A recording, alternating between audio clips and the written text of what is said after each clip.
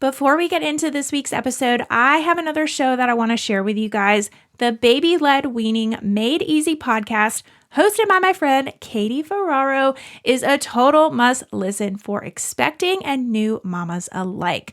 I personally remember feeling so overwhelmed when it came to navigating solids with both of my boys. But with Ryland, I had Katie to guide me through the baby-led weaning approach, and I loved it. Katie is a registered dietitian who specializes in baby-led weaning, and she's a mom of 7. Yeah. So you know she gets it. She actually was on this show and shared her birth story of her quadruplets. Yes, she has quadruplets back on episode 83. Katie's podcast is an absolute treasure trove of information related to baby-led weaning, where babies learn to feed themselves the safe, age-appropriate foods you offer them. Just like on this show, Katie features expert guests for interesting interviews related to feeding your baby and does solo informational style episodes as well. She just recently put out an episode all about responsive bottle feeding, which is full of great info that you can implement right from the start if you're currently expecting. To listen to our show, simply search Baby-Led Weaning wherever you listen to podcasts or go to blwpodcast.com.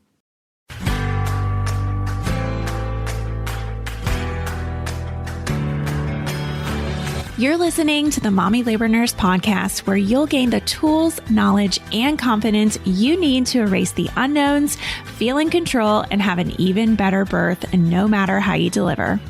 My name is Liesl Teen, mom of 2, practicing labor and delivery nurse, and your host. From over 8 years and counting of working at the bedside, I know that knowledge is the key to an even better birth. So tune in each week to learn about all things pregnancy, birth, and postpartum from me, a labor and delivery nurse that's seen it all. And now let's get into this week's episode. When it comes to talking about birth, epidurals are often a part of the conversation in one way or another. And I'd guess that most of you already know that epidural placement eliminates labor pain, or at least it's supposed to. But beyond that, well, a lot of people don't actually know that much. I often get questions about how epidurals are placed, how big an epidural needle really is, if getting an epidural hurts, and lots more. So today I thought we'd unpack these epidural placement FAQs that show up in my DMs. Additionally, I want to do a bit of a deep dive into walking epidurals.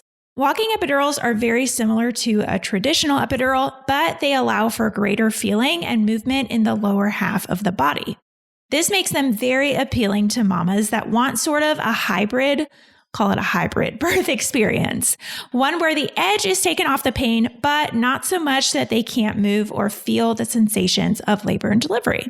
After you're done listening to this episode, go ahead and check out episode 31, What It's Like to Get an Epidural, and episode 101, where anesthesiologist and TikTok sensation Dr. Magnolia Prince came on the show to talk about epidurals from her perspective. But now it's time for this week's episode. Epidurals, let's talk about them. So we are going to be talking about placement, needle sizes, walking epidurals, all that good stuff. So let's get right into it. So first of all, what even is an epidural? Like, what is it? So put quite simply, an epidural is an injection that is placed into the epidural space of your back to eliminate pain. The epidural space is one of the areas that surrounds your spinal cord, and the epidural placement is always done by a provider on the anesthesia team rather than your delivery provider. Epidurals are often referred to as the gold standard when it comes to pain management during labor and birth because of their seemingly magic ability to eliminate most, if not all, of the pain sensation that comes along with birth. So let's talk about that catheter. So many people think that getting an epidural is a one-time shot or some kind of needle that stays in your back, but that is not the case. So if you have an epidural during labor, it requires the placement of a long, kind of wire-looking catheter in your back. The catheter is about 90 centimeters long, but only about 10 to 12 centimeters will actually stay in your back. The other end of the catheter will be connected to a pump that continuously distributes the medication. In other words, this is how the pain relieving magic actually happens. An epidural works by blocking pain signals that travel from your spinal cord to your brain. And the goal of an epidural is to provide temporary numbness from contractions by blocking the signal of pain. Isn't that cool? But there's a caveat. Since the pain signals are being blocked from your brain, the pressure signals are not being blocked. So I want to warn you that you'll still probably feel the pressure of baby's head as baby is descending in your pelvis. You see, as baby descends lower and lower into your pelvis, a lot of pressure occurs in your pubic bone and in your rectum. And some women with epidurals don't even feel the sensation. It's kind of crazy, but other people feel it real good. They feel extreme pressure and even sometimes pain. For the majority of moms, I would say it's uncomfortable, but it's not as bad as having contraction after contraction after contraction. Epidurals are actually not intended to take away pressure. And actually, pressure is a good thing because it can help guide your pushing. So if you feel pressure, don't panic that your epidural has just stopped working. It is still working. Instead, when it's time to push, you can focus on that pressure to push more effectively. Now, the million-dollar question, when is the best time to get an epidural? Unfortunately, I cannot provide a cut and dry answer for you because contrary to popular belief, there is no magic number of centimeters you need to be dilated or magic number of hours into labor that you must be in order for you to get an epidural. The best time is truly unique to each mom and each birth. However, not going to leave you totally hanging. So there are some clues to help you decide when the best time is for you. And in my experience, 3 things should be happening before you get an epidural. You should be having painful contractions, should be at least in labor. Your cervix should be dilating, and you should not be pushing your baby out. You waited a little bit too long. Basically, if you're having painful contractions and you're like, I can't deal with this anymore, and you are like, I want that epidural, and they are dilating your cervix and you are in the hospital and you are admitted, feel free to ask for an epidural whenever the heck you feel ready for it. Could be at 3 centimeters, could be at 9 centimeters. And keep in mind too, it can take some time for anesthesia to place the epidural once you request one, okay? Depending on the size of the hospital where you are delivering, anesthesia may or may not be in-house. And that means there's a member of the anesthesia team at the hospital 24/7. Some smaller hospitals definitely do not have anesthesia there, especially at night. They're kind of more called on an on-call basis. Now, I talked about this briefly, but when is it too late to get an epidural? So as long as you can sit still enough to safely have your epidural placed, you should be able to get one. However, it does usually take about 30 to 45 minutes to get some IV fluid that you need to have before you get an epidural going, and getting supplies together, calling the anesthesiologist, waiting for your labs to come back. So make sure you do account for this time when asking for your epidural. It's not like, I want an epidural and then 5 minutes later you get one. It is a process. It also can take an additional 20 to 30 minutes to really feel the full effects from your epidural once it's placed. So even if you can sit still long enough to have it placed, there is a chance that you might push your baby out before it really has time to set in. Are you in search of the perfect pump for your breastfeeding days? Proven to provide more milk in less time, the Motif Luna is a powerful breast pump that's built for modern motherhood and covered by insurance. With a battery-powered or non-battery version, the Luna is perfect for today's busy mom. The Motif Luna breast pump is lightweight and sleek, quiet and customizable, so you can quickly find what works best for you and your baby. The Luna also features a backlit LCD screen, built-in nightlight, closed system, quiet motor, and auto shutoff. And the battery-powered model gives you even more freedom and flexibility with a rechargeable battery that lasts over 2 hours. But beyond the features and ease of use, the Luna works. In a third-party study, 5 out of 6 moms reported more milk in less time than the leading pump brands. As a pumping mama, I personally used and loved my Luna pump. The expression mode works to express milk as efficiently as possible, while the massage mode would stimulate my letdown by mimicking my baby's natural nursing pattern. Sophisticated, strong, and soothing, covered by insurance, get ready to make your pumping days easier with the Motif Luna. To learn more about the Luna and order one for your breastfeeding and pumping journey, head on over to motifmedical.com. And as a special offer for all MLN podcast listeners, you can get 15% off site-wide, including the Luna plus all supplies and accessories with the code MLN23. Some exclusions may apply. That's code MLN23 for 15% off site-wide at motifmedical.com.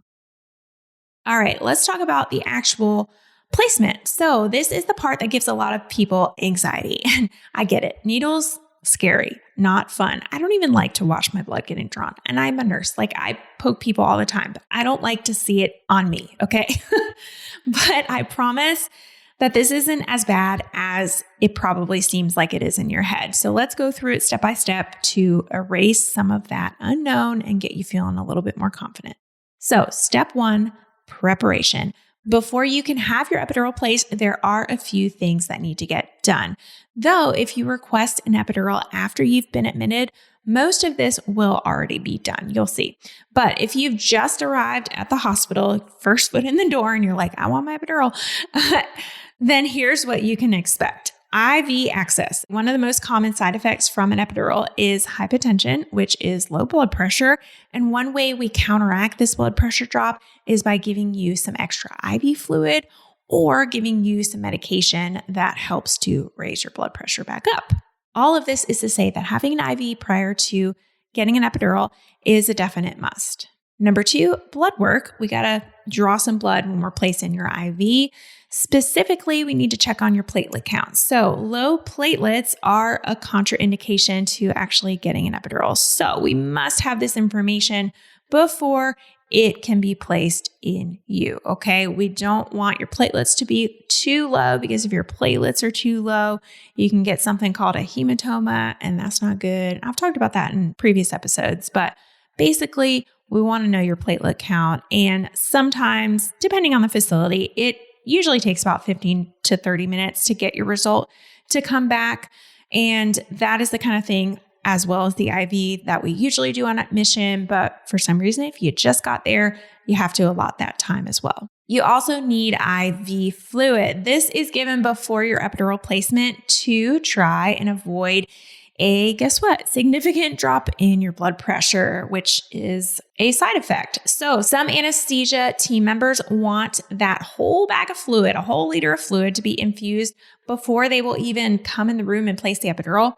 And others are okay with just hanging the bag. And as long as the fluids are going quickly and your IV's open, they can see that it's actively running, then they are okay with placing an epidural. But it can take anywhere from like 20 to 60 minutes to receive a whole bag of fluid, depending on how good your IV is. And then finally, we need to gather some supplies. So your nurse will be in charge of gathering the supplies that will be needed by the anesthesiologist to place your epidural. It doesn't take a lot of time, but sometimes we have a lot of patients and there's other people getting epidurals and they're using, we have like a cart. So they're using the cart and I got to get stuff from the cart. Sometimes that can take a little bit of time, but once everything is set up, then anesthesia will be called to your room to do the actual placement.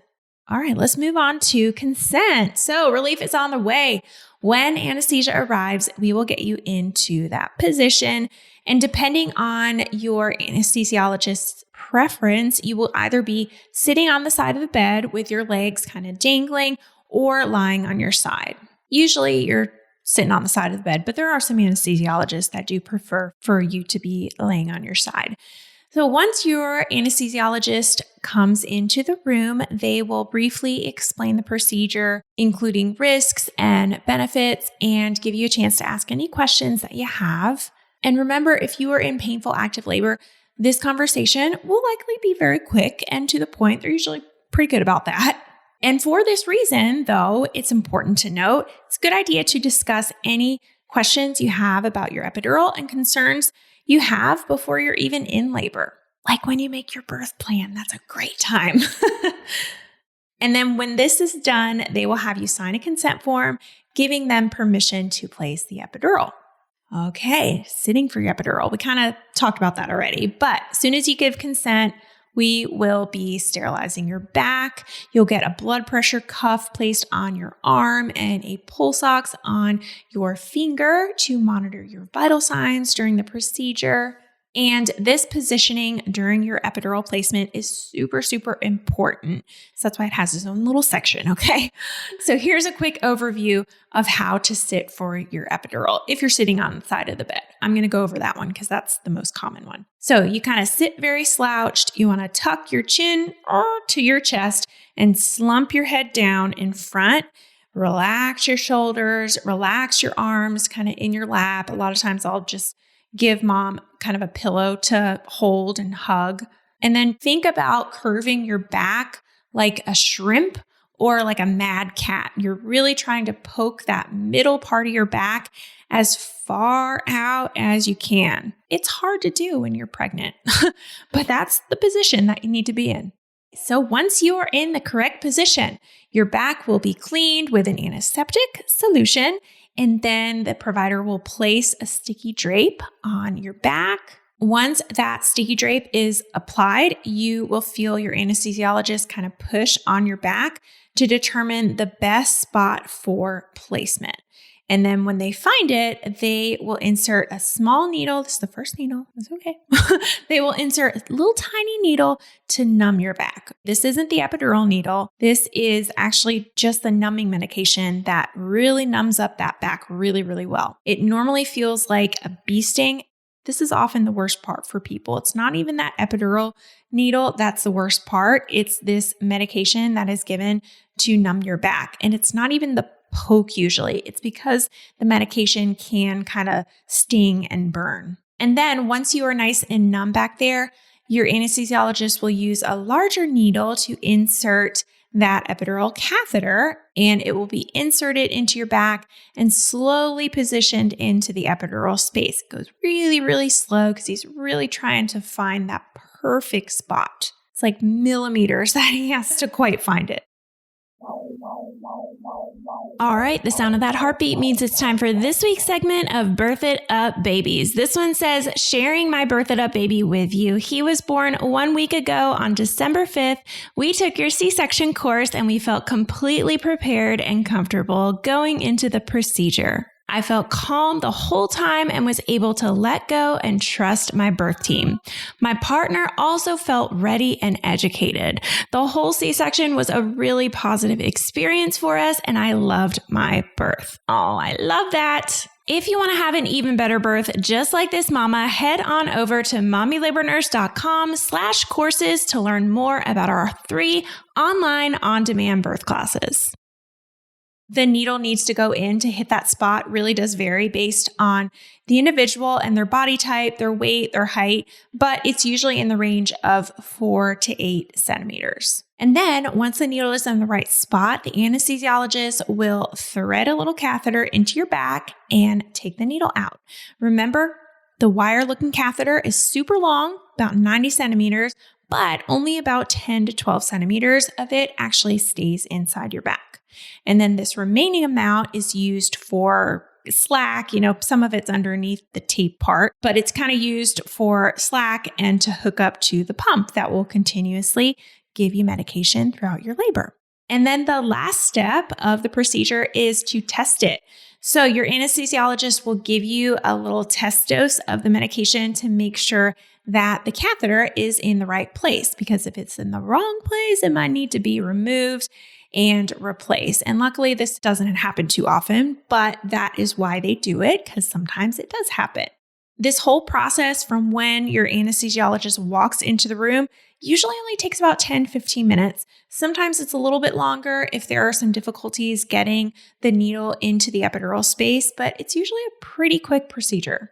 And then the very last thing is to tape you on down, make sure that epidural catheter does not move, and give you a bigger dose of numbing medication. Some women feel relief within 5 minutes, but for most, it takes a good 15-20 minutes, and it's more of a gradual progression. Usually what I tell moms is kind of start to feel their legs feel a little tingly, and their contractions will start to feel like they're spacing out and they're getting less intense, and then they'll just kind of go away. And now for the hard question that I'm going to answer. How big is the epidural needle? What's the size and what's the length and what's going on with it?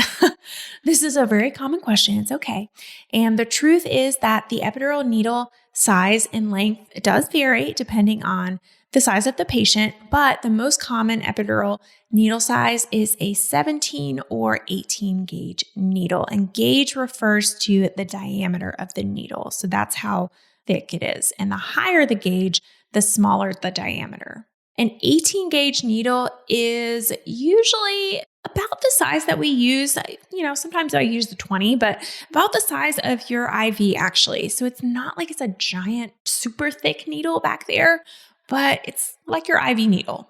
The typical length is about 3.5 inches, okay, for a normal weight adult, but it can be up to 6 inches for an obese adult. We'll just get that out of the way, okay? It's fine.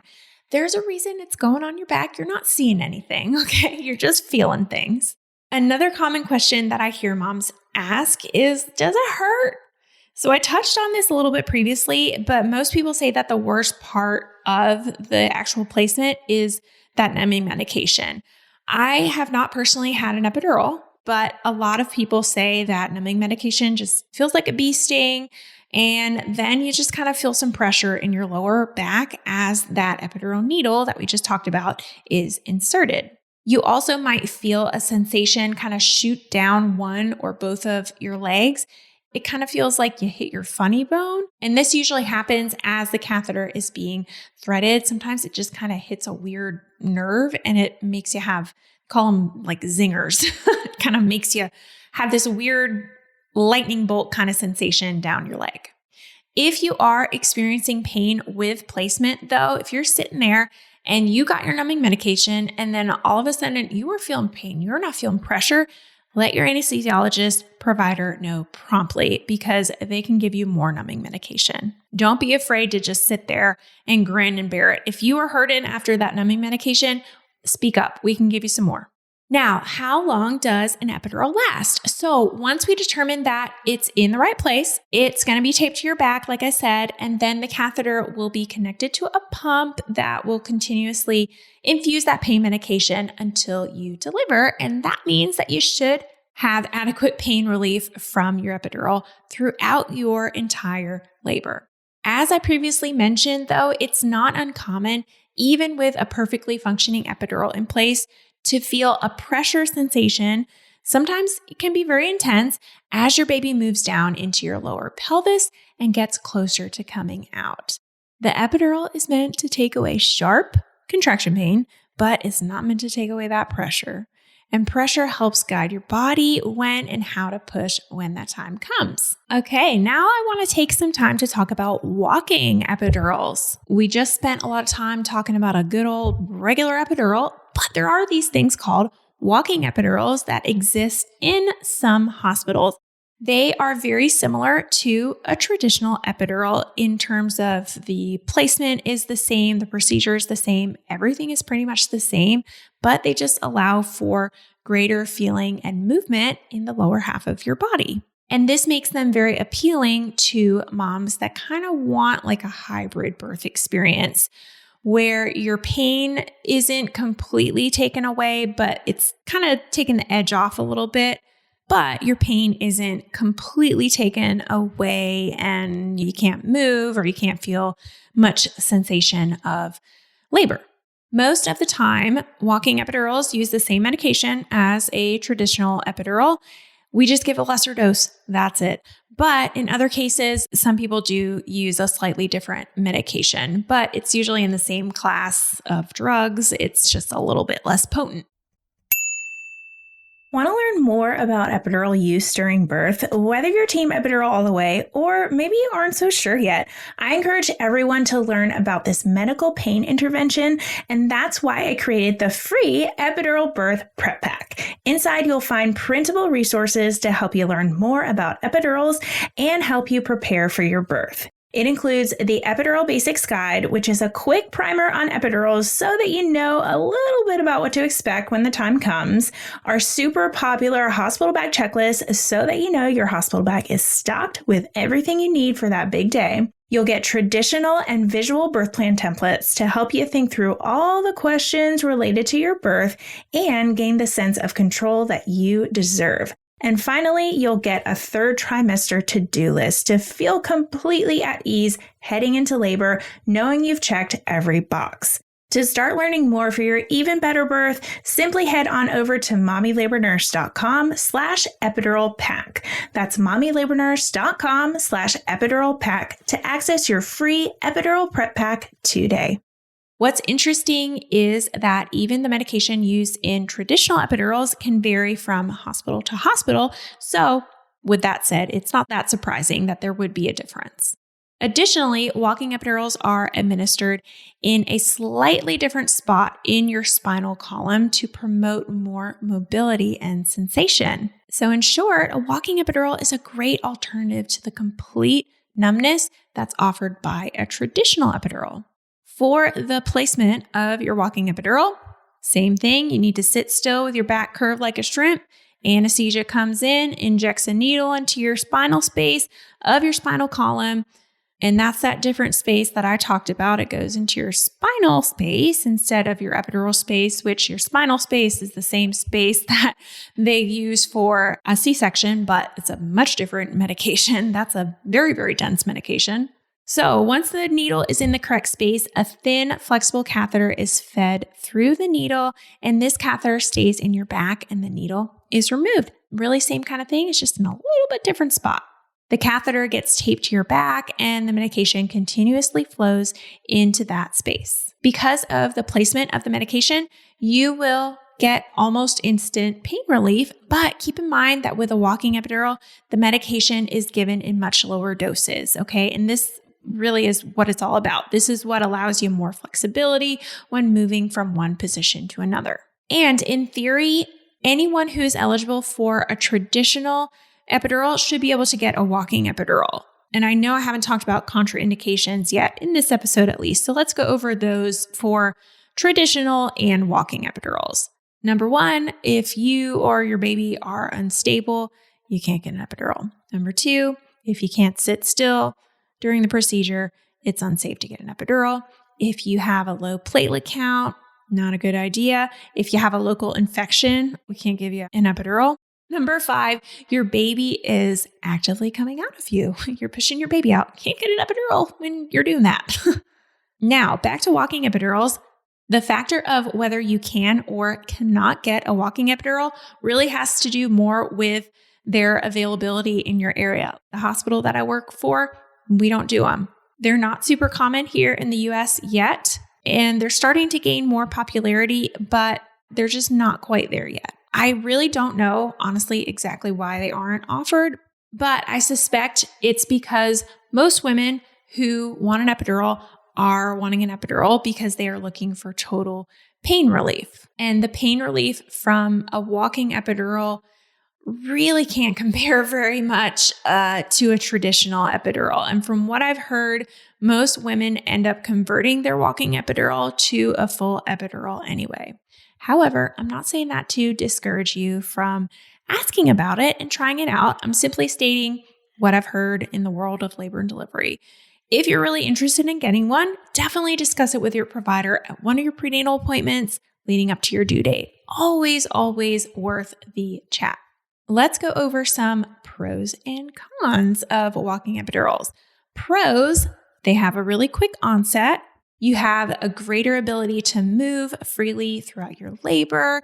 You can get in a lot more positions. And because you're able to change your positions more frequently, this can help baby get into a more favorable birthing position. So it can even speed up the labor process. And that's the next one. Labor may be shorter due to the ability to move around more easily. It may also decrease the need for other interventions like forceps or vacuum use. And it also may make pushing more effective during that second stage of labor because you can feel those contractions.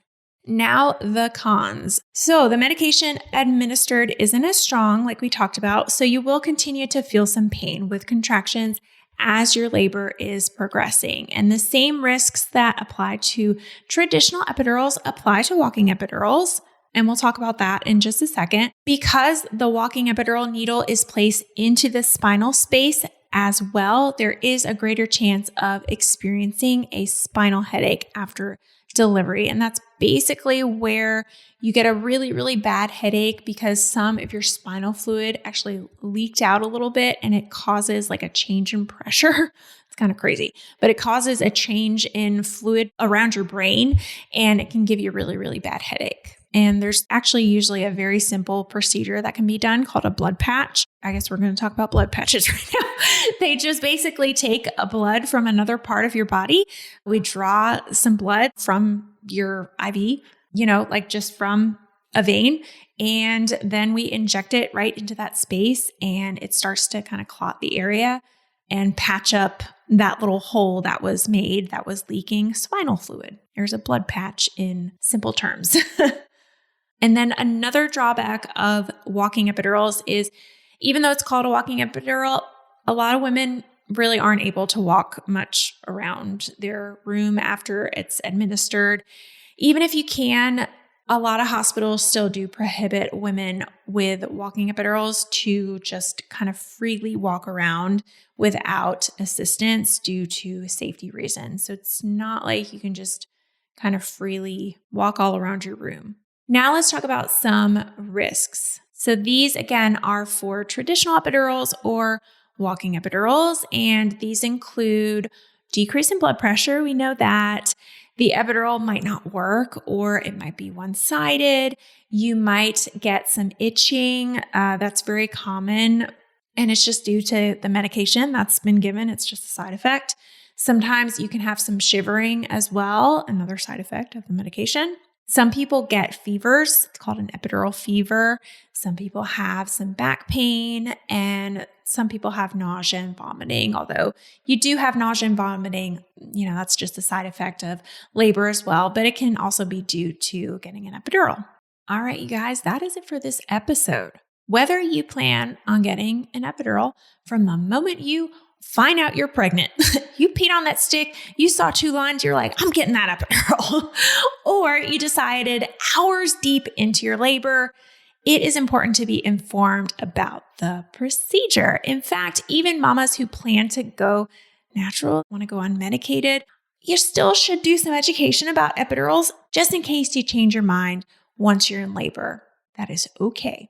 This is exactly why I teach about epidurals still in my natural birth course, because sometimes you go into labor and your plans change, and that is okay.